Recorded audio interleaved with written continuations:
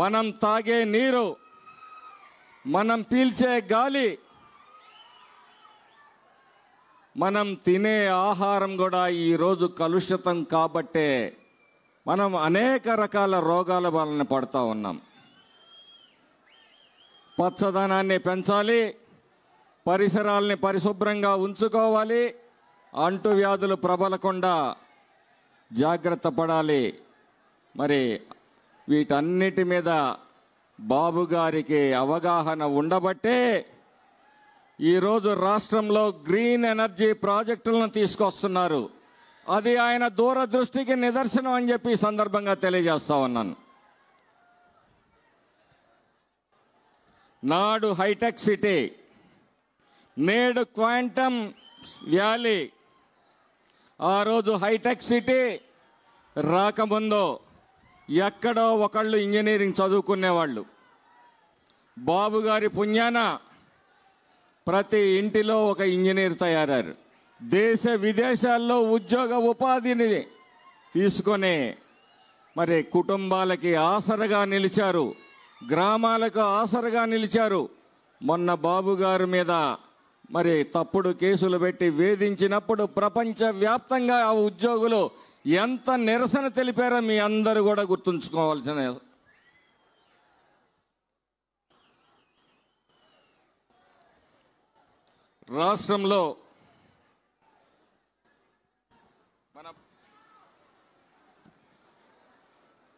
రాష్ట్రంలో నిరుద్యోగ యువతకు ఉద్యోగ ఉపాధి అవకాశాలు కల్పించడానికి మరి 10 లక్షల కోట్ల రూపాయలు ఈరోజు ఈ రాష్ట్రానికి పెట్టుబడులు వచ్చాయి అంటే విధ్వంసమైన గత పరిపాలననే మర్చిపోకముందే బాబు గారి మీద, కేవలం బాబు గారి మీద నమ్మకంతో ఈ రాష్ట్రానికి 10 లక్షల కోట్ల రూపాయలు పెట్టుబడులు వచ్చాయి.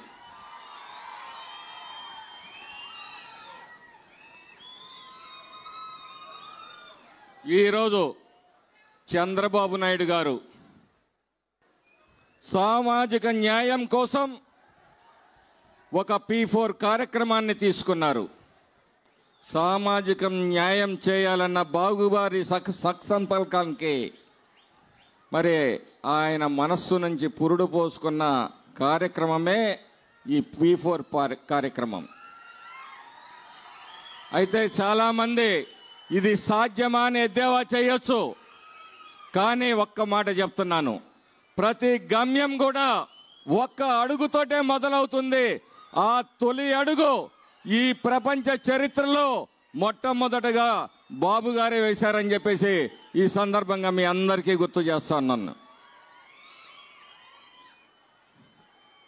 ఈ సభావేదికగా మరి బాబు గారు ఏదైతే ఈ P4 కార్యక్రమాన్ని తీసుకున్నారో మనం కూడా నేను సైతం అంటూ బాబు గారు చూపిన బాటలో చిన్నదో పెద్దదో సాటివాడికి సహాయం చేస్తూ ఆదుకుంటూ ఆ కార్యక్రమాన్ని విజయవంతం మనం అందరం కూడా చేయాలని చెప్పేసి మీ అందరినీ ఈ సభాముఖంగా కోరుతూ ఉన్నాను.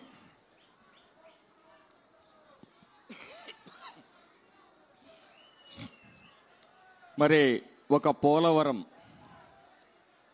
పోలవరం ప్రాజెక్టుని పూర్తి చేయటమే కాదు, అక్కడి నుంచి బనకచర్లకి, రాయలసీమకి నీరు అందించాలనే ఒక బృహత్తరమైన కార్యక్రమం బాబు గారికి రైతుల పట్ల, రైతుల బాధల పట్ల ఉన్న మరి అవగాహనని తెలియజేస్తూ ఉంది. ఒక రాయలసీమ రైతు బిడ్డగా, కరువు సీమను కళ్ళారా చూసిన వ్యక్తిగా ఒక సంకల్పంతో ఆయన రాయలసీమను రతనాల సీమ చేయాలని ఎంత పట్టుదలగా మొన్న చూసాము. హంద్రీ నీవా ప్రాజెక్టుని పూర్తి చేసి ఆ రైతుల కళ్ళల్లో ఆనందం చూశారు. అదే ఆనందం మన మాచర్ల నియోజకవర్గ ప్రజల 6 దశాబ్దాల కల వరికపూడి సెల ప్రాజెక్టుని కూడా వారు పచ్చ జెండా ఊపారు అని చెప్పేసి ఈ సభాముఖంగా తెలియజేస్తూ 6 దశాబ్దాల కల సార్, దానిని మీరు సాకారం చేస్తున్నందుకు మా పల్నాడు ప్రజల తరఫున మీకు మరి వినయపూర్వకంగా నమస్కారాలు చేసుకుంటున్నాను సార్. మీ ఆశీస్సులతో శాసనసభ్యుడినయ్యాను. నా అదృష్టం. ఎందుకంటే మీ హయాంలో మీరు తెచ్చిన జలజీవన్ మిషన్ కానీ, అమృత్ కానీ, వరికపూడి సెలవు ప్రాజెక్టు కానీ, ఇవన్నీ కూడా మాకు కూడా ఎంతో కొంత ఆ ఖ్యాతిలో మీ దగ్గర ఉన్నందుకు మాకు కూడా ఎంతో కింతో దక్కుతుంది. కాబట్టి మాకు నిజంగా ఈరోజు ఛాతీ ఉప్పొంగిపోతుంది సార్ మీ నాయకత్వంలో పనిచేస్తున్నందుకు.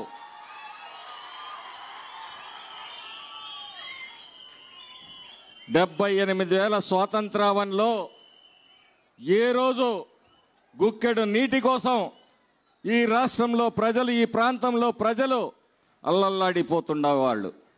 ఈరోజు జేజేఎం ద్వారా ప్రతి పల్లెకి మంచినీళ్ళు ఇచ్చే కార్యక్రమం, అమృత్ ద్వారా పట్టణానికి మంచినీళ్ళు ఇచ్చే కార్యక్రమం 78 స్వాతంత్రావనిలో మరి మీ హయాంలో జరగటం అనేది ఒక గొప్ప విషయం, ఒక చారిత్రాత్మకమైన విషయం అని చెప్పి ఈ సందర్భంగా తెలియజేసుకుంటున్నాను సార్.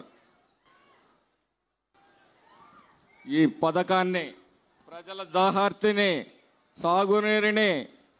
తాగునీరుని ప్రజలకు అందిస్తూ ఒక గంగాధరుడిలాగా మీరు ప్రజల గుండెల్లో నిలిచిపోతారు సార్.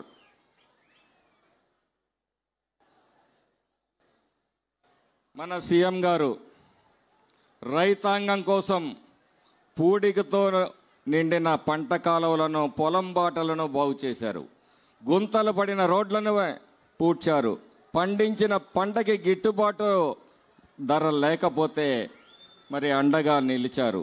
నూతన రోడ్లు నిర్మిస్తున్నారు, పరిశ్రమలు తెస్తున్నారు. అంతకు మించి రాష్ట్రంలో ఒక రావణ కాష్టం లా రగిలిపోయిన ఈ రాష్ట్రంలో కౌరవ సభని పారద్రోలి ఒక గౌరవ సభని ఏర్పాటు చేశారు. ఈ రాష్ట్రాన్ని ప్రశాంతంగా మార్చారు. అందుకే ఈరోజు బాబు గారి విశ్వాసంతో లక్షల కోట్లు పెట్టుబడులుగా వస్తూ ఉన్నాయి. ఇదిలా ఉంటే మరొక వైపు ఓటమి బాధని భరించలేక, జీర్ణించుకోలేక కొంతమంది ఈ రాష్ట్రంలో కులాల మధ్య, మతాల మధ్య, ప్రాంతాల మధ్య చిచ్చు పెట్టాలి, ఎక్కడ ఏ అవకాశం వస్తుందా ప్రజల్ని రెచ్చగొట్టాలి అనే ఒక ఆలోచనతో పనిచేస్తున్న వాళ్ళందరినీ కూడా సమాజం గమనించాల్సిందిగా ఈ సందర్భంగా మీ అందరినీ కోరుతా ఉన్నాను. మోసానికి, నమ్మక ద్రోహానికి, అరాచకానికి, విధ్వంసానికి గ్రాండ్ అంబాసిడర్ అంటే జగన్మోహన్ రెడ్డి అని చెప్పేసి మీ అందరికీ తెలిసిన సత్యం. వాళ్ళ కేడర్లో మీటింగులు పెట్టి చంద్రబాబు నాయుడు గారిని ఏదో విధంగా ప్రశ్నించండి అంటున్నాడు. ఏమని ప్రశ్నించాలి? గుంటలతో ధ్వంసమైన రోడ్లని బూడ్చినందుకు ఎందుకు బూడ్చారా, గుంటలను ఎందుకు బూడ్చారా అని ప్రశ్నించాలా? కొత్త రోడ్లు ఎందుకు వేస్తున్నారని ప్రశ్నించాలా? పంట కాలువలు ఎందుకు బాగు చేశారని ప్రశ్నించాలా? ప్రజలకు తాగునీరు ఎందుకు ఇస్తున్నావని ప్రశ్నించాలా? సాగునీరు ఎందుకు ఇస్తున్నారని ప్రశ్నించాలా? గంజాయి డ్రగ్స్ని ఎందుకు మరి కంట్రోల్ చేశారని ప్రశ్నించాలా? యువత భవిష్యత్తుకు బాటలు వేస్తున్నది ఉద్యోగ కల్పనకు కార్యక్రమాలకు ఎందుకు చేస్తున్నారని ప్రశ్నించాలా? కరెంటు ఛార్జీలు పెంచనందుకు ప్రశ్నించాలా? ఇలా ప్రశ్నిస్తూ పోతే మరి సామాజిక పెన్షన్లను 3,000 నుంచి 4,000 ఇచ్చినందుకు ప్రశ్నిస్తారా? దీపం పథకం ద్వారా ఉచిత గ్యాస్ సిలిండర్లు ఇస్తున్నందుకు ప్రశ్నిస్తారా? తల్లికి వందనం ద్వారా అందరి పిల్లలకి కుటుంబ పెద్ద తానై మరి అందరి పిల్లలకి చదివిస్తున్నందుకు ప్రశ్నిస్తారా? మహిళలకు ఉచిత బస్సు ప్రయాణాన్ని కల్పిస్తున్నందుకు ప్రశ్నిస్తారా? అన్నదాతలకు నువ్వు 12,000 ఇస్తే 20,000 ఇచ్చి ఆదుకుంటున్నందుకు ప్రశ్నిస్తారా? ఏమని ప్రశ్నిస్తారు? కాబట్టి సోదరులారా, మీ అందరూ కూడా వైసీపీ నాయకుల్ని మాట్లాడినప్పుడు సమాధానంగా ఇవన్నీ కూడా అడగాల్సిన బాధ్యత మీ మీద ఉంది. వాళ్ళ మాటలకు దీటైన సమాధానం చెప్పాల్సిన బాధ్యత మీ మీద ఉంది. ముఖ్యంగా చివరగా సార్, మాచర్ల నియోజకవర్గం ఒక వెంటిలేటర్ కేసు సార్. ఈ రాష్ట్రం ఏ విధంగా వెంటిలేటర్ మీద జగన్మోహన్ రెడ్డి పరిపాలనలో ఉందో అంతకు మించి మాచర్ల నియోజకవర్గం గత పాలకుల విధ్వంసానికి, దోపిడీకి గురైంది సార్. ఈ ప్రాంతాన్ని మీరు ఎన్నికల ముందు చేసిన వాగ్దానాన్ని అనుసరించి ఈ ప్రాంతాన్ని అభివృద్ధి దిశగా నడిపిస్తున్నారు. మరింత సహాయ సహకారాలు అందించి వెనుకబడ్డ మాచర్ల నియోజకవర్గాన్ని మీరు ఆదుకోవాలని చెప్పేసి మరి సభాపూర్వకంగా విజ్ఞప్తి చేస్తూ, ఇంకొక విషయం, ఒక ఆసుపత్రి 100 బెడెడ్ హాస్పిటల్ ఇక్కడ అవసరం సార్.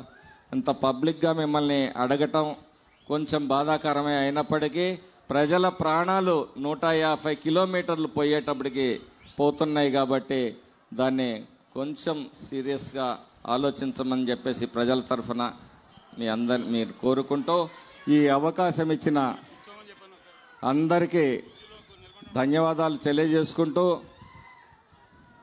సెలవు తీసుకుంటున్నాను. దయచేసి కుర్చీలో ఉన్న వాళ్ళందరూ కూర్చోవాలి, కూర్చోవాలి, కూర్చోవాలి, కూర్చోవాలి. మీరు నిలబడితే వెనక వాళ్ళకి కనపడాలి కదా, వాళ్ళు కూడా మనవాళ్లే కదా, మీలాంటి వాళ్లే కదా. మరి చంద్రబాబు నాయుడు గారు మాట్లాడే ముందు మీరు ఇక్కడ నిశ్శబ్దమైన వాతావరణాన్ని క్రియేట్ చేయాలి. మన నాయకుడి ప్రసంగాన్ని మన అందరం వినాలి. కాబట్టి మీరు దయచేసి ఎవరికి వారు క్రమశిక్షణని పాటించవలసిందిగా మీ అందరినీ కోరుతా ఉన్నాను. ధన్యవాదాలు జోలకంటి బ్రహ్మానంద రెడ్డి గారు.